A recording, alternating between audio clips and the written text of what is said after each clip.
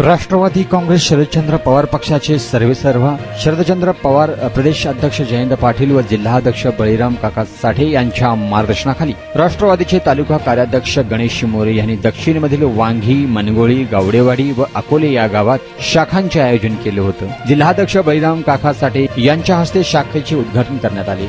साठे यांनी आपल्या भाषणातून सध्याच्या भाजप सरकार आणि महाराष्ट्रातील फोडाफोडीच्या राजकारणावर टीका केली। तसेच भविष्यात शेतकऱ्यांसाठी महाविकास आघाडीची महत्वाची आहे। महायुतीत सरकार व नरेंद्र मोदी हे देशात हुकुमशाही आणत असल्याचे सांगितलं। तर कार्याध्यक्ष गणेश मोरे यांनी महाराष्ट्रात भाजपामुळे कायदा आणि सुव्यवस्था बिघडत आहे।